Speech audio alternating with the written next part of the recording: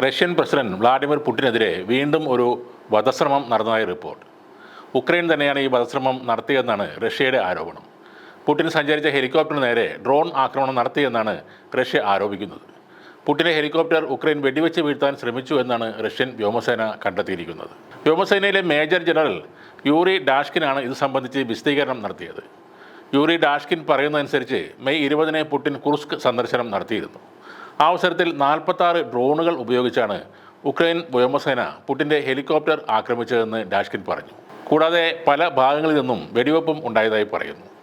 എന്നാൽ എല്ലാ ഡ്രോണുകളും ഞങ്ങൾ വെടിവെച്ച് വീഴ്ത്തിയെന്നും പ്രസിഡന്റിൻ്റെ ഹെലികോപ്റ്ററിൻ്റെ സുരക്ഷ ഉറപ്പാക്കാൻ ഒരേ സമയം നിരവധി ഡ്രോണുകളെ നിർവീര്യമാക്കേണ്ടി വന്നു എന്നും ഡാഷ്കിൻ പറഞ്ഞു. കഴിഞ്ഞ വർഷം ഓഗസ്റ്റിൽ ഉക്രൈനിയൻ സൈന്യം ആക്രമിച്ച അതേ സ്ഥലമാണ് കുർസ്ക്.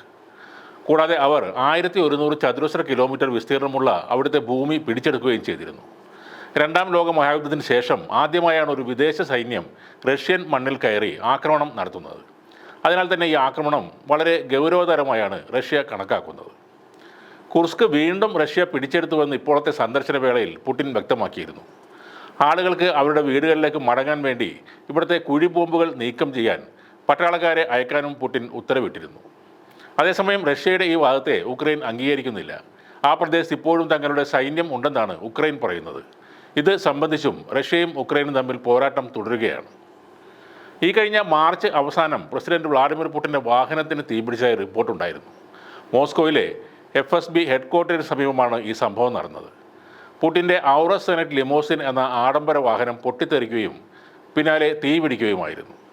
കാറിൻ്റെ എഞ്ചിനിൽ ആദ്യം തീപിടിക്കുകയും പിന്നാലെ മറ്റ് ഭാഗങ്ങളിലേക്ക് അത് പടരുകയുമായിരുന്നു. സംഭവത്തിൽ ആർക്കും പരിക്കേറ്റില്ല എന്നും മോസ്കോ അറിയിച്ചിരുന്നു. വളരെ ശക്തമായ സുരക്ഷാ സംവിധാനങ്ങളുള്ള വാഹനമാണ് ആ കത്തിയ ലിമോസിൻ. 2.5 കോടി രൂപയോളമാണ് ആ കാറിൻ്റെ വില. വലിയ സുരക്ഷാ സംവിധാനങ്ങളുള്ള കാർ അപകടത്തിൽപ്പെട്ടത് ദുരൂഹമാണ് എന്ന് തന്നെയാണ് റഷ്യ ഇപ്പോഴും വിലയിരുത്തുന്നത്. നേരത്തെയും പ്രസിഡന്റ് പുടിന് നേരെ വധശ്രമം ഉണ്ടായിരുന്നു. അർദ്ധരാത്രിക്ക് ഡ്രോണുകൾ അയച്ചത് ഉക്രൈൻ തന്നെയാണെന്ന് അന്നും റഷ്യൻ അധികൃതർ പറഞ്ഞിരുന്നു. പുടിൻ 2024-ൽ കൊല്ലപ്പെടുമെന്ന് പ്രവചനങ്ങൾ നടത്തുന്ന ബാബ വങ്ക എന്നയാൾ നേരത്തെ പറഞ്ഞിരുന്നു. കൊലയാളി ഒരു റഷ്യക്കാരൻ തന്നെ ആയിരിക്കുമെന്നും അയാൾ പറഞ്ഞിരുന്നു. എന്നാൽ ഇത്തരം പ്രവചനങ്ങളെയും ശത്രുക്കളുടെ നിരന്തരം ഉള്ള ആക്രമണങ്ങളെയും വധശ്രമങ്ങളെയും ഒക്കെ അതിജീവിച്ചുകൊണ്ട് വ്ളാഡിമിർ പുടിൻ ശക്തനായി തന്നെ നിലകൊള്ളുകയാണ്.